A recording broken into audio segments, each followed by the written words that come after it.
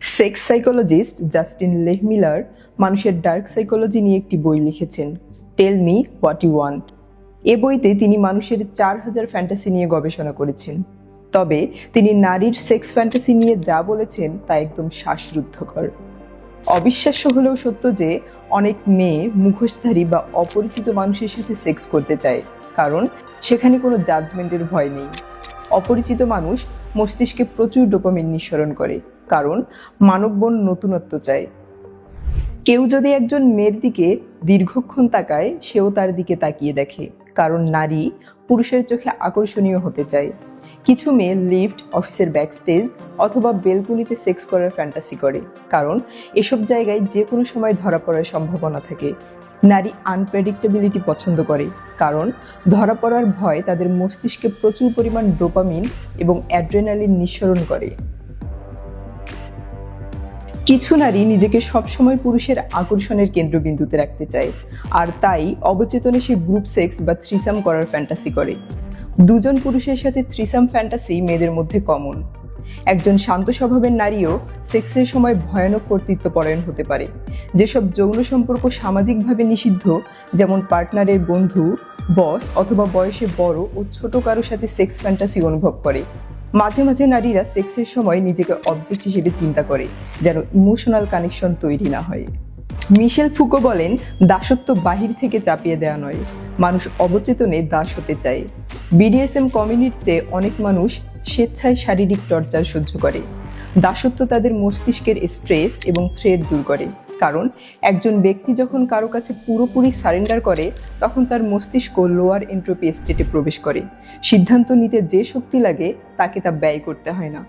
প্রকৃতিতে একটি নিয়ম হলো কম শক্তিতে সর্বোচ্চ আউটপুট পাওয়া।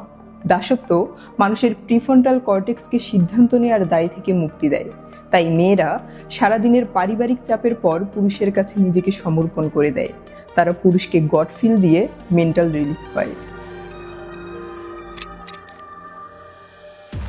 গবেষকরা কেবল মানুষের মুখের কথায় ভরসা না করে সরাসরি মস্তিষ্ক ও শরীরের রিয়াকশন মেপেছেন। ল্যাবরেটরিতে সাবজেক্টদের বিভিন্ন ধরনের সেক্সুয়াল ফুটেজ দেখানোর সময় তাদের ব্রেনের এফএমআরআই স্ক্যান করা হয়। দেখা গেছে, ভয় ও চরম ট্রমার দৃশ্য দেখার সময় ব্রেনের যে অংশগুলো আলোড়িত হয়, সেক্সুয়াল ফ্যান্টাসির সময়ও ব্রেনের ঠিক সেই নিউরো সার্কিটগুলোই কাজ করে। এখান থেকে প্রমাণ হয় মেয়েরা সেক্সের সময় আতঙ্ক ও মেন্টাল ট্রমার মধ্য দিয়ে যেতে চায়।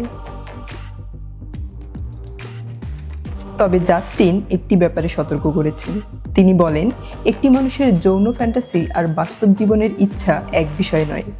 জাস্টিন লেহমিলারের গবেষণার সবচেয়ে গুরুত্বপূর্ণ শিক্ষা হলো, মানুষের মস্তিষ্ক যে জিনিস কল্পনা করে, বাস্তবে সে সবসময় সেটাই চায় না। ফ্যান্টাসি হলো মস্তিষ্কের একটি নিরাপদ ভার্চুয়াল ল্যাবরেটরি, যেখানে ক্ষমতা, নিষিদ্ধতা, ভয়, অপমান, আধিপত্য কিংবা আত্মসমর্পণের মতো অনুভূতিগুলো বাস্তব ঝুঁকি ছাড়াই পরীক্ষা করা হয়। আমরা নিজেদের যুক্তিবাদী প্রাণী ভাবতে ভালোবাসি, কিন্তু আমাদের অবচেতন মস্তিষ্ক এখনো লক্ষ লক্ষ বছরের বিবর্তনের তৈরি এক আদিম সিস্টেম, যা নতুনত্ব, অনিশ্চয়তা, ক্ষমতা, ঝুঁকি এবং সামাজিক নিষেধাজ্ঞার প্রতি সংবেদনশীল। এই কারণেই মানুষের যৌনতা কেবল শরীরের বিষয় নয়, এটি নিউরোসায়েন্স, বিবর্তন, মনোবিজ্ঞান এবং সংস্কৃতির এক জটিল সমীকরণ। সবচেয়ে অস্বস্তিকর সত্য হলো, আমরা প্রায়ই মনে করি আমরা নিজের ইচ্ছায় ভালোবাসি, কামনা করি বা আকৃষ্ট হই, অথচ আমাদের অনেক আকাঙ্ক্ষাই নীরবে গড়ে তোলে আমাদের মস্তিষ্কের গভীরে কাজ করা বিবর্তনীয় প্রোগ্রাম, সামাজিক নিয়ম এবং ক্ষমতার কাঠামো। তাই মানুষের সবচেয়ে রহস্যময় অঙ্গটি তার যৌনাঙ্গ নয়, তার মস্তিষ্ক।